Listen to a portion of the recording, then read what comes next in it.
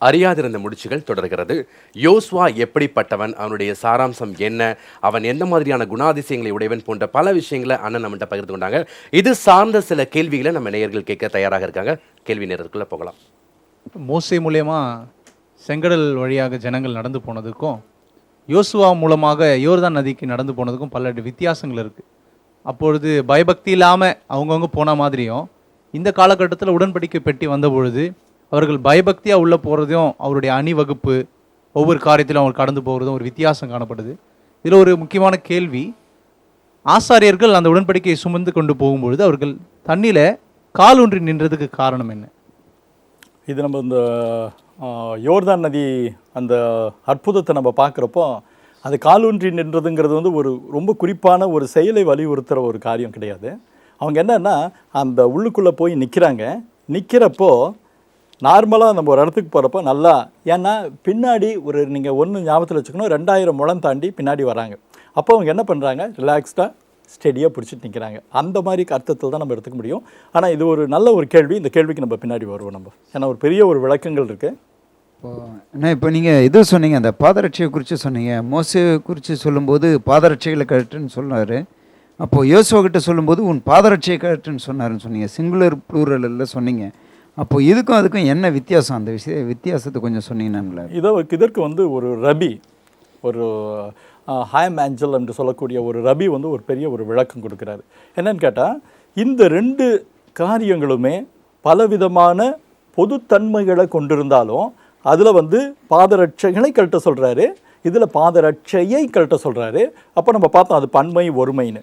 இந்த 2 காரியமே அவர்கள் 2 பேருடைய தலைமை பண்பை நமக்கு மறைமுகமாக கோடிட்டு காட்டுகிற ஒரு காரியம். இப்போ மோசையை பார்த்தீங்கன்னா முழுக்க ஒரு தீர்க்கதரிசியான ஒரு ஒரு ப்ராஃபட்டிக் மினிஸ்ட்ரின்னு சொல்லுவாங்க. ஒரு தீர்க்க தரிசனமாக கடவுள்கிட்ட நேரடியாக விஷயங்களை வாங்கி மக்களுக்காக கொடுக்கறது, மக்களுக்காக கடவுள்கிட்ட மன்றாடுகிற ஒரு காரியம் மக்கள் மத்தியில். அப்போ என்னென்னா மக்கள் வந்து அவன் பக்கத்தில் போய் பேசுவதற்கு பயப்படுகிற அளவு அவன் வந்து ஒரு கடவுளுடைய பார்வையில் மிக உன்னதமான ஒரு வாழ்க்கையை கொண்டிருந்தான். அவனுடைய ஊழியம், அவனுடைய எல்லாமே. ஆனால் யோசுவா அப்படி கிடையாது.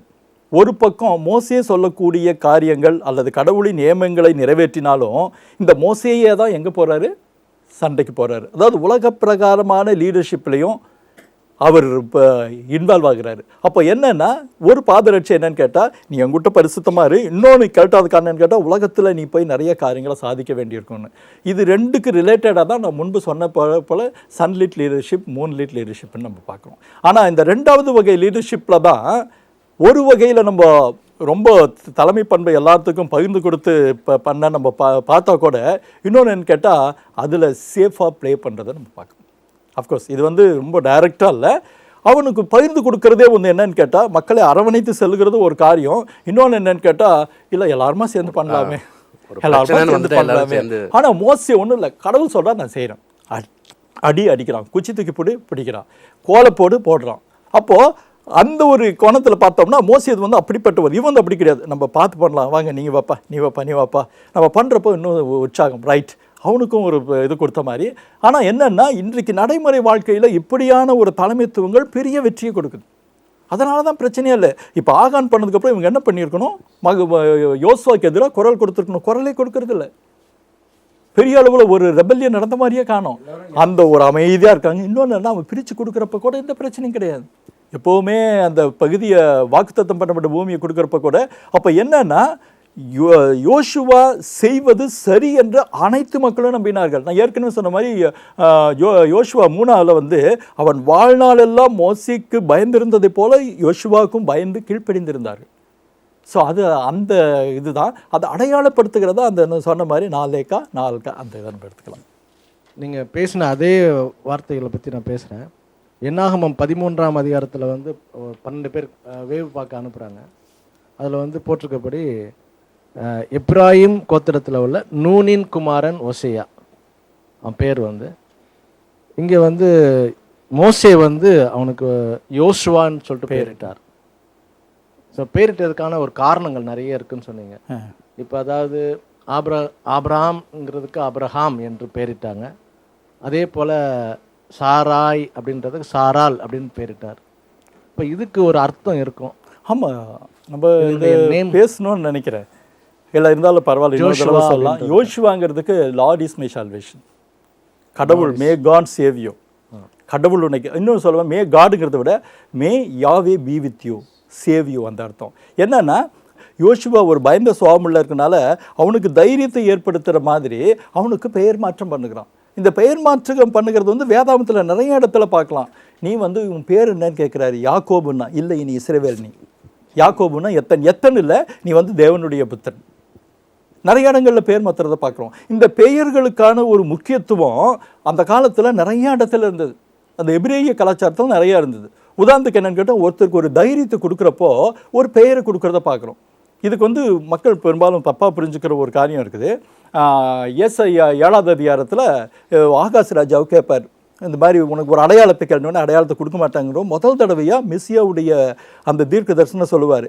அப்போ அவருக்கு என்ன ஒரு நம்ம தமிழ் பைபிள் என்ன போட்டிருக்கோம், அவருக்கு இம்மானுவேல் என்று பேரிடுவாள், பேரிடுவார்கள்னு சிலருக்கும் சில இதில் பேர். அப்போ இம்மானுவேல் என்பதற்கு என்ன அர்த்தம்னு இருக்குது? தேவன் நம்மோடு இருக்கிறார். நம்ம என்ன தேவன் நம்மோடு நம்மோடு இருப்பாராகன்னு இருக்குல்ல. நீங்கள் இப்போ புதிய ஏற்பாட்டில் ஏன் அந்த பேரை வைக்கல? சொல்லுங்க பிரதர். பட்டத்து இயேசு கிறிஸ்துவுக்கு ஒரு பட்டம் என்று அந்த பெயரை குறிப்பிடுகிறார். நீங்கள் ஏசாயால தெளிவு அவருக்கு இம்மானுவேல் என்று பேர். மத்தேயுல ஒரு இடத்துல வரும், அவருக்கு இம்மானுவேல் என்றால் தேவன் நம்மோடு இருக்கிறார் என்று அர்த்தமாம்னு. ஆனால் அது உண்மையில் நீங்கள் சரியானபடி மொழிபெயர்க்குன்னு பார்த்தீங்கன்னா, இம்மானுவேல் என்பதற்கு தேவன் என்னோடு இருக்கிறார். ஏன் அப்படி மாதிரி அந்த பெண்ணுக்கு ஒரு பெரிய வாக்குத்தத்தம் கொடுக்குறாரு. அது வந்து ரொம்ப அழகான ஒரு ஒரு பெரிய நுட்பம், ஒரு சரித்திர பின்னணி உள்ள இதாக இருக்குது. உங்களுக்கு இதுக்கு தொடர்பு இல்லைனாலும் இந்த ஒரு விளக்கத்துக்காக நான் சொல்கிறது நல்லாயிருக்கும்னு நினைக்கிறேன். குறிப்பாக நாசரேத் பகுதிகளில், நாசரேத் நம்ம ஏசாமி வளர்ந்த ஊர். யோசேப்பு எந்த ஊருக்காரன்? நாசரேத் ஊருக்காரன். இந்த நாசரேத் எங்கே இருக்குது? இந்த நாசரேத்துடைய ஆரிஜின் நீங்கள் போய் பார்த்தீங்கன்னா கர்மேல் பர்வதம், எலியாவுடைய குரூப். அவங்க எலியா தீர்க்கதரிசியில் புத்திரர் இருக்கார் இல்லையா, அந்த இடத்துல வளர்ந்த ஒரு குரூப்பு. அப்போது இந்த ஏசாயா தீர்க்க தரிசனத்தை அந்த நாசரேத் ஊரில் உள்ள அநேகர் நம்பினார்கள். இப்போ அநேக குடும்பத்தில் உள்ள பெண்கள் தங்கள் வயிற்றில் வந்து மெஸ்ஸியா பிறப்பாருன்னு கல்யாணம் பண்ணாமே காத்துட்டு இருந்ததா பல ட்ரெடிஷன் உண்டு.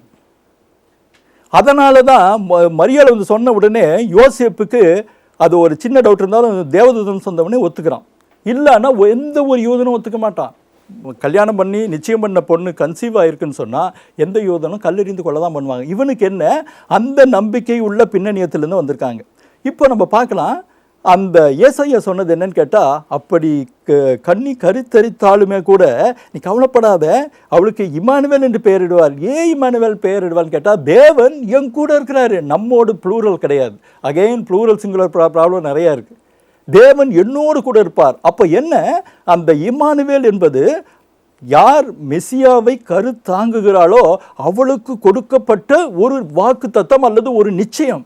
தேவன் என் கூட இருக்கிறார், ஏன்னா என் வயிற்றில் பறந்துருக்கிறார்.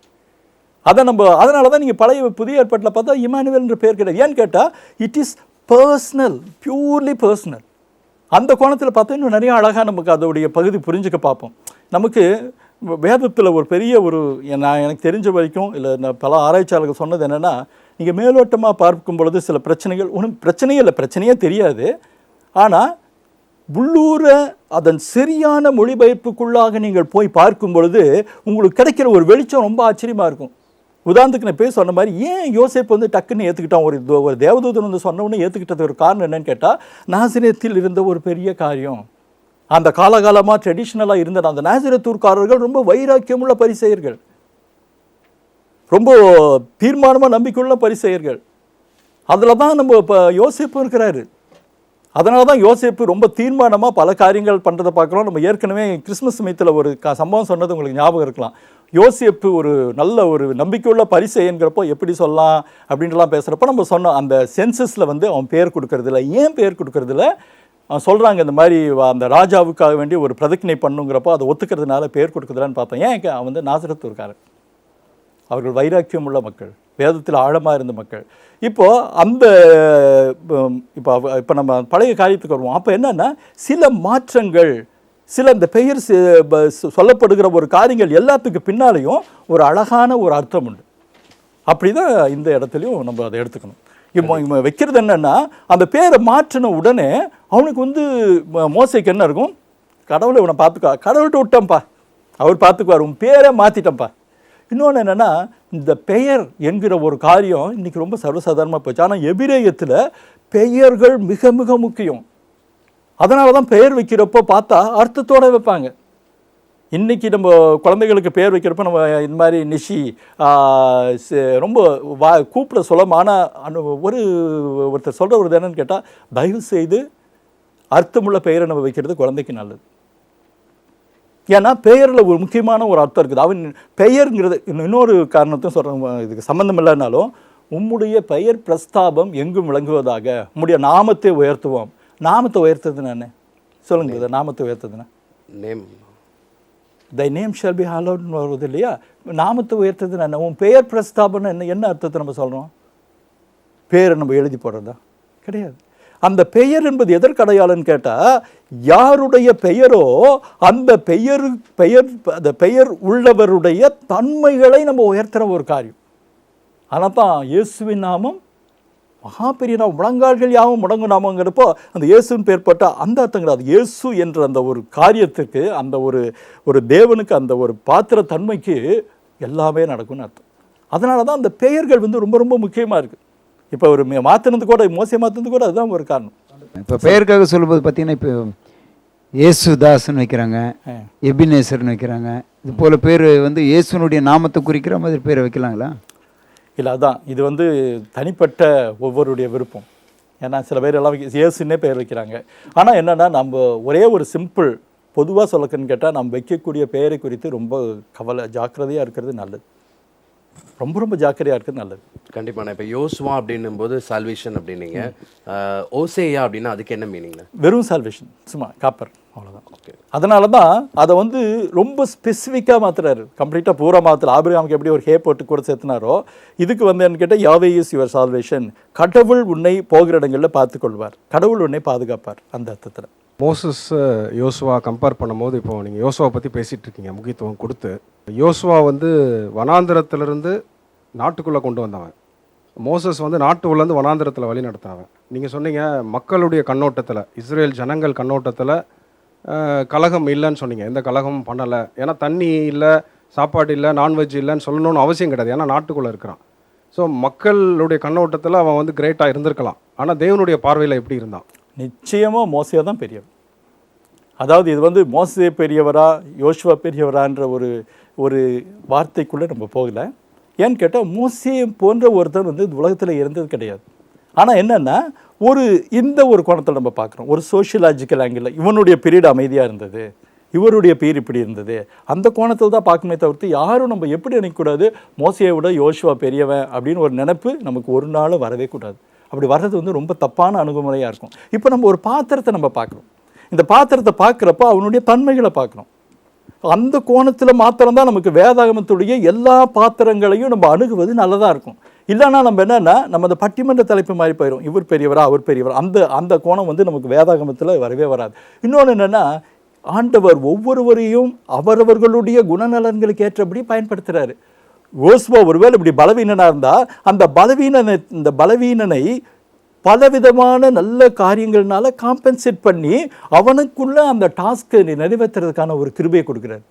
நிறைய இடத்துல அப்படி தான் பண்ணுறாரு அவர். அப்போ என்னன்னா, நம்ம இந்த பாத்திரத்தை தான் பார்த்துட்ருக்குறோம். பாத்திரம் பார்க்குறப்போ, நம்ம பாத்திரத்தை பார்க்குறப்போ, இன்னும் கொஞ்சம் சொல்லப்போனால் எனக்கு கிரிக்கெட் ரொம்ப பிடிக்கும்.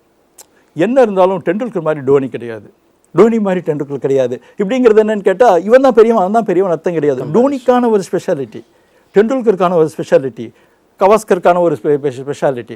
அப்போ என்ன, ஒட்டுமொத்தமாக அவங்கெல்லாம் சேர்ந்து கான்ட்ரிபியூட் பண்ணியிருக்காங்க. ஆனால் இவன் தான் பெரியவன் அப்படின்ட்டு நம்ம கேமில் சொல்ல முடியாது. ஆனால் இதில் நம்ம தெளிவாக வேதத்தில் சொன்னோம், மோசையை போன்ற ஒருவரும் கிடையாது. என்னை போன்ற ஒரு தீர்க்கதரிசியை பின்னால் எழும்ப பண்ணுவேன்னு சொன்னானே தவிர்த்து, இன்னொன்று என்னென்னா, யோசுவா வரப்போகிற மெசியாவுக்கான ஒரு அடையாளமாக சொல்லப்படுது. ஏன்னு கேட்டால், லார்ட் இஸ் மை சால்வேஷன். அதனால தான் இயேசுவாமிக்கு பேர் வைக்கிறப்போ யெஷுவான்னு வைக்கிறாங்க. யெஷுவாவுக்கும் ஜோஷுவாவுக்கும் நிறையா ஒற்றுமைகளை நம்ம பார்க்கணும்.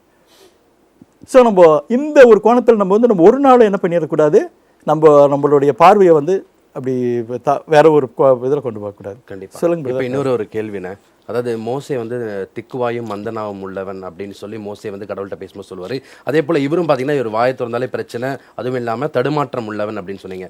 ஆண்டவர் எதற்காக இந்த மாதிரியான பர்சனையே செலக்ட் பண்ணுறாரு? ஆனால் ரொம்ப ரொம்ப அருமையான ஒரு கேள்வி. ஆனால் என்னன்னு கேட்டால், மோசே மாதிரி ஒரு பிரமாதமாக பேசக்கூடியவன் யாரும் இல்லை என்பது சரித்திரம் சொல்லுது. எப்படின்னு கேட்டால், மோசே திக்குவாயும் மந்தனா உள்ளவன் அப்படின்னு சொல்கிறக்கூடிய காலகட்டம் எப்போன்னு பார்த்தீங்கன்னா, எப்போ நீங்கள் சரித்திரத்தை எடுத்து பார்த்தீங்கன்னா 80வது வருஷத்தில் மீதியானில். அதுக்கு முன்னாடி செக்குலர் ஹிஸ்ட்ரி என்ன சொல்லுது, மோசே வந்து ஒரு பிரமாதமான ஒரு வாரியர். நீங்கள் மோசஸ் இந்த 10 கமாண்ட்மெண்ட்ஸில் பார்த்தீங்கன்னா நிறைய இதை எடுத்து போட்டிருப்பாங்க. என்னன்னு கேட்டால், அவனுடைய அந்த வீர பராக்கிரமத்தின் விளைவாக எத்தியோப்பியா போய் ஜெயிக்கிறான், எத்தியோப்பிய பிரின்சஸை கல்யாணம் பண்ணுறான். நீங்கள் பார்த்தீங்கன்னா என்னாகும் 12:1 ஒரு வசனம் இருக்கும், அவன் எத்தியோப்பிய ஸ்திரியை விவாகம் பண்ணியது நிமித்தம் மோசேயும் ஆரோனும் முறுமுறுத்தார்களேன்னு கேட்டால், உன்னை பற்றி தெரியாதா, உன் ஹிஸ்ட்ரி இப்படி இருக்குது அப்படின்னு ஒரு வார்த்தை இருக்கும். அப்போ என்னென்னா, மோசேயுடைய பழைய வாழ்க்கை ரொம்ப ஆச்சரியமான ஒரு வாழ்க்கை. அப்போது அவன் என்னன்னா, அவன் சொல்லக்கூடிய ஒரு சால்ஜாப்பாக நம்ம எடுத்துக்கலாம், ஒரு சமாதானம். எனக்கு திக்குவா, ஏன்னா எனக்கு வயசாகி போச்சு, எனக்கு 80 வயசாச்சு, நம்ம அந்த புத்தி. ஏன்னா அந்த 40 வருஷம் வாழ்க்கை அவனை பல வகையில் இதாகிடுச்சு, பயந்து ஓடின வாழ்க்கை. 40 வருஷம் வரைக்கும் மோசையுடைய சகோதரி பேர் நீங்கள் ஒருவேளை கேள்விப்பட்டிருக்கீங்களா? மோசையோட சகோதரி பேர் சரித்திரத்தில் மிரியம், ஹேட்ஷே புட்ஸ்ன்னு பேர் அந்த அம்மா பேர். அந்த அம்மா 60 வருஷம் எகிப்தில் அரசாண்டாங்க. இதை நீங்கள் வந்து செக்குலர் ஹிஸ்ட்ரியை வச்சு நீங்கள் பைபிளை பார்த்தீங்கன்னா நிறைய இன்ட்ரெஸ்டிங்காக இருக்கும். அந்த 40வது வயசு முடிகிற சமயத்தில் தான் அந்த இவங்க ஹெட்ஷே புட்ஸுடைய ஆட்சி முடிஞ்சு அவனுடைய ரைவல் துட்மோஸ்ன்னு நினைக்கிறேன், ஞாபகம் துட்மோஸ்ன்னு தான் நினைக்கிறேன், அவன் 3வது துட்மோஸா 4வது துட்மோஸா வரான். அவன் வர்றப்போ மோசே இந்த காரியம் நடக்கிறதுக்கு என்ன காரணம்னு கேட்டால், இந்த பார்வோன் குமாரத்தியோட செல்ல பிள்ளைங்கிறதுனால இவனுக்கு ஒரு பெரிய எதிர்ப்பு பார்வோன் கூட்டத்தில் இருந்துக்கிட்டே இருந்தது. பார்வோன் குமாரத்தி இறந்து இந்த துட்மோசன் தான் என்னுடைய ஞாபகம் சரின்னா துட்மோசன் நினைக்கிறேன், அவன் ஆட்சிக்கு வந்த உடனேயே இவனுடைய பொசிஷன் கேள்விக்குறி ஆயிடுச்சு. எந்த நிமிஷத்தில் வேணால் இவனுக்கு எல்லாம் வரலான்னு. அப்போ உடனே என்ன நடக்குது, இவன் போய் அந்த சமயம் பார்த்து ஒருத்தரை கொல்றான். கொன்ன உடனே அத்தனை நாள் ஆட்சி பொறுப்பில் இருந்தவன் பயந்து ஓடுறது காரணம் என்னன்னு கேட்டால், இது ஒரே ஒரு காரணம் போதும் இவனை வந்து கொலை பண்ணுறதுக்கு. அதனால தான் மோசே வந்து போகிறான், மிதியானுக்கு ஓடி போகிறான். ஓடி போய் 40 வருஷம் பல காரியங்கள் எல்லாம் பண்ணி திரும்ப அழைப்புக்கு வந்ததுக்கப்போ நீங்கள் பைபிள் இன்னொரு வசனத்தை பார்க்கலாம், உன்னை கொல்ல வகை தேடினவர்கள் இப்போது போயிட்டாங்க, நீ இப்போ போய் இன்னொரு பார்வன்ட்டு போய் பாரு. ஏன்னு கேட்டால், அந்த துட்மோஸோட ஆட்சி காலம் முடிஞ்சு இன்னொரு ஆட்சி காலம் முடிஞ்சு இன்னொருத்தன் வரான். அவனுக்கு மோசை பற்றி மோசே ஒரு பெரிய ஆள் தெரியும், ஆனால் அவனை பற்றி மற்ற காரியங்கள் தெரியாது. அதனால தான் இப்படி வர்றதை நம்ம பார்க்குறோம். அதனால் அந்த ஒரு சுச்சுவேஷனில் ஒருவேளை மோசையுடைய வார்த்தை, அதனால் மோசை பிறந்ததுலேருந்து தெக்குவாயி ஸ்டாமரிங் அப்படின்னு நம்ம வந்து நம்புவதற்கு இடவில்லை. ஏன்னு கேட்டால், சரித்திரம் அவனை பற்றி வேறு விதமான பதிவுகளை கொடுத்துருக்குது. ஒரு பிரமாதமான ஒரு போர்க்கள படைத்தளபதி. இன்னொன்று என்னென்னா, நம்ம வந்து வேதாமத்திற்குள்ளே நீங்கள் போய் பார்க்குறப்போ இன்னொரு கேள்வி நான் கேட்குறேன். மறுபடியும் நம்ம வேற ஒரு பாதைக்கு நம்ம போகிறோம், ஆனால் அதுக்குள்ளே ஒரு சுவாரஸ்யத்துக்காக போகிறோம். மோசே தெரிவு செய்கிற பாதை வந்து ஒரு பெரிய ஆச்சரியமான ஒரு பாதை. அது வந்து அவனுடைய லீடர்ஷிப்பை இன்டைரக்டாக சொல்கிற ஒரு பாதை. மோசே இப்போ ஓடி போகிறான் இல்லையா, மீதியானிய தேசத்தில் ஓடி போய் முதல் தடவையாக எரிகிற அந்த பற்றி எரிகிற முச்செடி எங்கே பார்க்குறான், சீனாய் மலையில் பார்க்குறான். அவன் எந்த ஒரு இடத்துலையும் தண்ணியை கடந்ததா பதிவே கிடையாது. அப்போ மக்களை கூட்டு போகிற மாத்திரம் எங்கே வந்துச்சு நடுவில் சிவந்த சமுத்திரம்,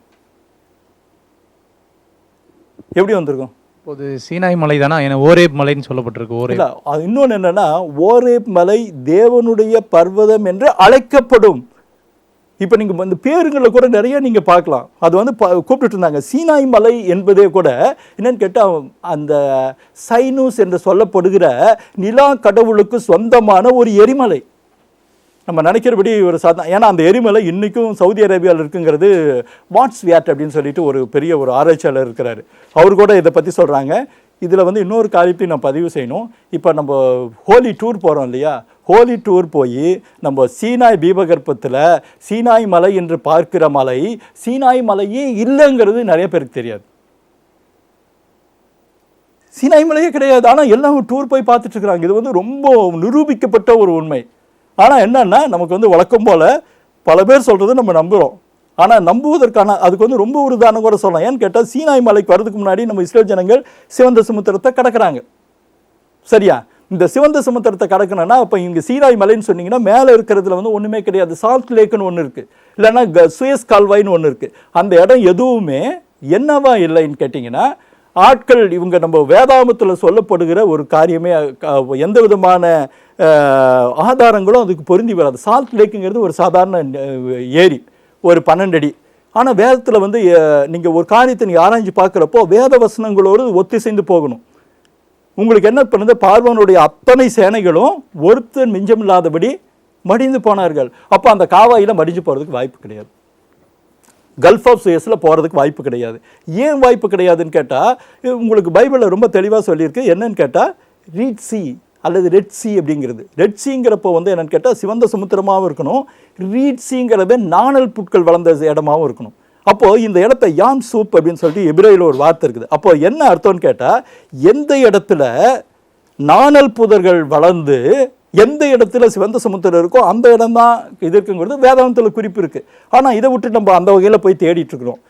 அப்போது இதில் ஒரு பெரிய ஒரு முரண்பாடு என்னன்னு கேட்டால், நாணல் புதர்கள் வெறும் ஃப்ரெஷ் வாட்டரில் மாத்திரம்தான் வரும், இவங்க செத்தது சால்ட் வாட்டரில்.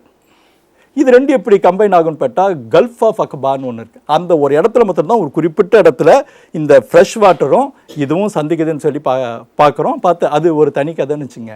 ஆனால் என்னென்னா பல விஷயங்கள் வந்து நம்ம சரியாக நம்ம மக்கள் அந்த ஒரு நம்பிக்கையின் அடிப்படையில் பண்ணுறாங்க. இன்னும் சீனாய் மலை வந்து இப்போ நீங்கள் எல்லாம் நினைக்கிறபடி சீனாய் மலை இல்லைங்கிறதுக்கு இன்னொரு முக்கியமான உதாரணம் கூட சொல்லலாம். என்னென்னா, சீனாய் மலையில் வந்து இந்த இஸ்ரேல் ஜனங்கள் எவ்வளோ நாள் தங்கியிருந்தாங்க? வெகு நாட்கள் தங்கியிருந்தாங்க. எத்தனை ஜனங்கள் தங்கியிருந்தாங்க நமக்கு தெரியும். அத்தனை பேரும் தன்னுடைய கால்நடைகளோடு உணவு எடுத்து, இன்னும் சொல்லப்போனால் ஒரு வார்த்தை ரொம்ப ஆச்சரியமாக இருக்கும், ரொம்ப இன்சிக்னிஃபிகண்ட் வார்த்தை, ஆனால் அதுதான் வந்து இன்றைக்கி அது இல்லைன்னு சொல்கிறது முக்கியமான, தங்கள் துணிகளை துவைத்து உடுத்தி. ஆனால் இப்போ சோகால்டு மவுண்ட் சினாயின்னு மக்கள் போகிற இடத்துல 2000 வருஷங்களுக்கு மேலாக வெறும் மண்மேடும் மலைப்பாறையும் தான். அந்த இடத்துல எங்கே வெஜிடேஷன் எங்கே போச்சு? ஒன்றுமே கிடையாது. ஒரே ஒரு காரணம் கேட்டால், 3ஆம் நூற்றாண்டில் கேத்ரின் மொனாஸ்ட்ரி அவங்க கட்டின ஒரு பெரிய ஒரு இடம் ஒன்று உண்டு. அந்த இடத்துல வந்து ரூபியம் சொல்லிட்டு ஒரு செடி இருக்குது. அந்த செடி வந்து இந்த நெருப்பு பிடிச்சா எரிகிற ஒரு செடின்ற ஒரு இதை நம்பிக்கையாக வைத்து மக்கள் அதை பார்த்துக்கிட்டு இருக்காங்களே தவிர்த்து ஒன்றுமே கிடையாது. அப்போது நம்மளுடைய வேதாகமத்தின் பின்பகுதியில் ஒருவேளை யாத்திராகமத்தின் வழின்னு போட்டிருக்கிற வழி ஒருவேளை இல்லை, அநேகமாக தப்பான ஒரு மேப் அது. இன்றைக்கு பூகோள ரீதியில் நிரூபிக்கப்பட்ட ஒரு காரியம். அப்போ மோசே சிவந்த சமுத்திரத்தை கடக்கல, இப்போ மாத்திரம் ஏன் கடக்கலான்னு கேட்டால், அதில் ரொம்ப அழகான ஒரு நுட்பம் அடங்கி இருக்குது. மோசே யார் நம்ம பார்த்துருக்கோம் கொஞ்ச நேரத்துக்கு முன்னாடி, ஒரு பெரிய படைத்தலைவன். அவனுக்கு வந்து எல்லா இடத்துலையுமே இது பண்ணுறதுக்கு முடியும். என்ன இடத்துல, அதாவது உங்களுக்கு நீங்கள் பார்த்தீங்கன்னா, ஒரு படைத்தலைவன் ஒரு இடத்த படையை நடத்திட்டு போகிறப்போ என்னென்ன காரியத்தை பார்ப்பான் சொல்லுங்க ஜோ? ரூட் பார்ப்பான். அந்த ரூட்ல என்ன இருக்குன்னு பார்ப்பான். அந்த ரூட் கிளியரா அந்த ரூட்ல என்ன கிளியரா இருக்கான்னு பார்ப்பான். ப்ராப்ளம் ஏதாவது இருக்குதான்னு ப்ராப்ளம் ஏதாவது இருக்கான்னு அது ஒன்று பிரச்சனைகள் இருக்கிறத பார்ப்பான். இன்னொன்று பார்ப்பான் முக்கியமா அதுல என்னென்ன இருக்குது, இல்லை இன்னொன்று முக்கியமா பார்ப்பான், தண்ணி இருக்கான்னு பார்ப்பான், ரோடு அகலமா இருக்கான்னு பார்ப்பான். ஏன்னா போகக்கூடிய மக்கள் 4 பேர் 10 பேர் கிடையாது, பெரும் திரளான மக்கள். அப்போ அவன் செலக்ட் பண்ண ரூட் என்னன்னு கேட்டிங்கன்னா, சாதாரணமாக மக்கள் போகக்கூடிய, வியாபாரிகள் போகக்கூடிய ஒரு ட்ரெடிஷ்னல் ரூட்டை தான் அவன் செலக்ட் பண்ணுறான். எங்கேருந்து நமக்கு அந்த கோஷான் பகுதியிலேருந்து போகிறோம். அப்போ பார்த்தீங்கன்னா அந்த ரூட்டே வேறு விதமாக இருக்கும். அந்த பகுதியில் போய் எப்போ பிரச்சனை வந்ததுன்னு கேட்டால், இவங்க பின்னாடி துரத்திட்டு வர்றப்போ, உங்களுக்கு அந்த செங்கடல் பக்கம், கல்ஃப் ஆஃப் அக்குபா பக்கம் பின்னாடி இருந்து துரத்திட்டு வர்றப்போ இவங்க கீழே இறங்குறாங்க. இந்த கீழே இறங்குறப்போ தங்களுடைய வழக்கமான ரூட் மாற்றி வேறு ரூட் போனதுக்கப்புறம் தான் இந்த பிரச்சனைகள்லாம் ஆரம்பிக்குது. எங்களுக்கு தண்ணி இல்லையே, எங்களுக்கு உணவு கிடையாது. ஏன்னா அங்கங்கே அவனுக்கு தெரியும். ஏன்னு கேட்டால் அந்த பகுதி முழுக்க அவன் தன்னுடைய படை நடத்திட்டு போன இடம், செலுத்திட்டு போன இடம். அதுக்கப்புறம் தான் இந்த பிரச்சனைகள் ஆரம்பிக்குது. அப்போது அவனுடைய பல அப்ரோச் நீங்கள் பார்த்தீங்கன்னா, ஒரு மிலிட்ரி ஒரு அந்த அனுபவத்தின் வாயிலாக, ஆனால் அந்த அனுபவத்தின் வாயிலை விட கடவுளுடைய காரியம் ஒரு முக்கியமாக வச்சு அவனுடைய லீடர்ஷிப்பை பார்க்குறோம். அதனால் நம்ம அதான் அப்படி எடுத்துக்க முடியாது. நம்ம யோசுவாவுக்கு வந்துடலாம். திக்குவாயும் மந்தனா உள்ள. அப்போ திக்குவாயும் மந்தனாவுங்கிறது வந்து அந்த சமயத்தில் இருந்து அவனுடைய நிலையாக இருக்கலாம். ஆனால் எனக்கு இன்னும் நிறையா உண்டு. ஏன்னா அவன் வந்து என்ன ஆகுமோ இதிலெல்லாம் பேசுகிறப்போ, ஆரோன் இறந்ததுக்கப்புறம் கூட பெரிய பெரிய கட்டுரை தான் பேசியிருக்கிறார் மோசே. நீங்கள் பார்த்தீங்கன்னா ஃபுல் ஃப்ளட்ஜ் ஸ்டேட்மெண்ட்ஸ் தான். அப்போ அந்த நேரத்தில் ஒரு வேலை இருந்துக்கலாம். அப்போ நான் ஒரு போய் இது பண்ணுறது, ஐயோ எனக்கு தொண்டை சரியில்லை பிரதர், எனக்கு நாக்கெல்லாம் திக்குது, எனக்கு வாயெல்லாம் இதாகுது அப்படின்னு நம்ம சொல்லி இருந்திருக்கலாம். அதை வந்து நம்ம அவனுடைய ஒரு உள்ளுக்குள்ளே பதிக்கப்பட்ட ஒரு இதாக நம்ம எடுக்காமல் இருக்கிறது எடுக்க முடியாது. இல்லை, எதற்காக இந்த மாதிரியான பர்சனை ஆண்டவர் குறைவுள்ளவர்களை நிறைவாக்குகிற தேவனார். நிறைய பேருக்கு அப்படி தான் ஆண்டவர் எடுக்கிறார். நீங்கள் பார்த்தீங்கன்னா ஆண்டவர் இது வந்து என்னென்னா, ஆண்டவர் வந்து செலக்ட் பண்ணுறதே வந்து ரொம்ப ஆச்சரியமாக இருக்கும். நீங்கள் வந்து இந்த உலகத்தை கலக்கிறதுக்கு 10 படிப்பறிவு இல்லாதவங்களை தான் எடுத்துக்கிட்டார் அவர். ஒரு உலகத்திலேயே மிக அழகான சுவிசேஷம் எழுதுறதுக்கு ஒரு டாக்ஸ் கலெக்டர் கூப்பிட்டு மத்தையும் எழுத வைக்கிறார். ஒரு மெச்சூரிட்டி ஆகாத, தடுமாறின, குழப்பமடைஞ்ச, பல நேரத்தில் ஓடி போன, திரும்பி பயந்து நடந்த மார்க்குவை தான் மார்க் வச்சு எழுதுறாரு. அதே நேரத்தில் இவங்களை பத்திரம் தான் இருக்கிறான்னு கேட்டால் ஒரு சொஃபஸ்டிகேட்டட் டாக்டர் கூப்பிட்டு லூக் எழுத வைக்கிறார். ஒரு 95 வயசில் அப்படி கணிஞ்சு பழமாக இருக்கிற யோவானுடைய ரீகலெக்ஷனை வச்சு இது எழுத வைக்கிறார். அவருடைய செயல்பாடு ரொம்ப ஆச்சரியமாக இருக்கும். நீங்கள் பார்த்தீங்கன்னா அந்த தீர்க்கதரிசி எல்லாத்தையும் எடுத்து பாருங்கள். தானியல் மாதிரி ஒரு இன்டெலெக்சுவலை செலக்ட் பண்ணுவார். அப்புறம் ஆமோஸ் மாதிரி ஒரு மாடு மேய்க்கனை செலக்ட் பண்ணுவார். ஓடி போகிற யோனாவை செலக்ட் பண்ணுவார். ஆண்டவர் அது நீங்கள் பார்க்க இன்னொன்று என்னென்னா, நமக்கெல்லாம் ஒரு நம்பிக்கை, ஒன்றுங்களும் என்னையும் செலக்ட் பண்ணியிருக்காரு. நம்ம செலக்ட் பண்ணிக்க நமக்கு என்ன தகுதி இருக்குது? Absolutely nothing. நமக்கு என்ன தகுதி? நம்ம உட்காந்து வசனத்தை பற்றி பேசுறது கூட நமக்கு தகுதி கிடையாது. ஆனால் என்னன்னா, இன்னைக்கு உட்காந்து எங்களையும் நம்ம பேச வச்சிருக்கிறாரு. ஸோ ஆண்டவருடைய தெரிவு ரொம்ப யூனிக். அதை நம்ம பார்த்து ரசித்து பிரமிச்சு அவரை வர்ஷிப் பண்ணலாம். கண்டிப்பாக. சரி, வேற அதாவது செங்கடலை கடந்து அவங்க கிராஸ் பண்ணி போகிறாங்க. அங்கே எகிப்திலேருந்து இஸ்ரேல் போகிறதுக்கு ஆக்சுவலி பூகோள ரீதியாக பார்த்தா 3 days போதும் அப்படின்னு சொல்கிறாங்க. இப்போ நீங்கள் சொன்ன அந்த அடிப்படையில் பார்க்குறப்ப மோசே வந்து அந்த லைனில் தான் கூட்டு போகணும் அப்படின்னு சொல்லிட்டு பிளான் பண்ணியிருக்கலாம். தண்ணி இருந்திருக்கும் 7 நாள் கரெக்டாக 7 நாள் 7 days அந்த 7 நாளுங்கிறதுல இன்னொரு சுவாரஸ்யம் இருக்குது. நீங்கள் கேள்வி கேட்டு முடிச்சுட்டு நான் சொல்கிறேன் இருக்கும். அந்த வழியில் வந்து தண்ணி ஒருவேளை எல்லாம் இருக்கலாம். தண்ணி அவனுடைய 7 நாள் நடத்திட்டு போகிற வழியில் வந்து எல்லாம் இருக்கலாம். ஆனால் தேவன் வந்து வேறு வழியில் அவங்கள கூப்பிட்டு போகிறதாக இப்போ நீங்கள் சொன்னீங்க. அப்போ அந்த வழியில் தான் வந்து செங்கடல் வந்து கிராஸ் ஆகிடுச்சு அவங்களுக்கு வந்து. ஆமாம், உங்களுக்கு நீங்கள் இதை வந்து நம்ம ஒரு பெரிய பூகோள படத்தை வச்சு பார்த்தீங்கன்னா ரொம்ப நல்லாயிருக்கும். ஏன்னு கேட்டால் அந்த ட்ரெடிஷ்னல் ரூட்டுன்னு இருக்குது, அதாவது இந்த ரூட்டு பிஸ்னஸ் ரூட்டுன்னு இருக்குது. அந்த ரூட்டில் போய் அந்த ஒரு பர்டிகுலர் இந்த கல்ஃப் ஆஃப் அக்கபா வர்ற இடத்துல இவங்க பின்னாடி துரத்திட்டு வராங்க. இவங்க துரத்திட்டு வர்றப்போ இவங்க அங்கிருந்து தப்பிக்கிறதுக்காக வேற ஒரு வழியில் கீழே இறங்குறாங்க. ஏன்னா இவங்க என்ன பண்ணுறாங்க, ஒரு பக்கம் பின்னாடி துரத்திட்டு வரவங்க இருக்காங்க, இன்னொரு பக்கம் துரத்திட்டு வந்தோடனே இவங்களுக்கு வேறு வழி இல்லாதபடிக்கு ஒரு வகையில் ஆண்டவர் நடத்துகிறார். ஏன்னு கேட்டால் ஒரு பெரிய அற்புதத்தை ஆண்டவர் ரெடியாக வச்சிருக்கிறாரு. இந்த ரெடியாக வச்ச அற்புதம் வந்து இவங்களுக்கு மாத்திரம் பாடம் இல்லை, பின்னாடி வரப்போகிறவங்களுக்கு பாடம். யாருக்கு? பார்வோனுக்கு பாடம். ஆண்டவருடைய சேனை, ஆண்டவருடைய மகத்துவமான காரியத்துக்கு ஒரு பாடம், இஸ்ரேல் ஜனங்களுக்கு ஒரு பாடம், நமக்கும் ஒரு பாடம். அவர் சில விஷயத்தில் சில நேரத்தில் வந்து அவர் ஒரு யூ டர்ன் அடித்தார்னா அது பிரமாதமான ஒரு எண்டுக்கு தான் போகும்னு நிறைய நேரங்களில் நம்ம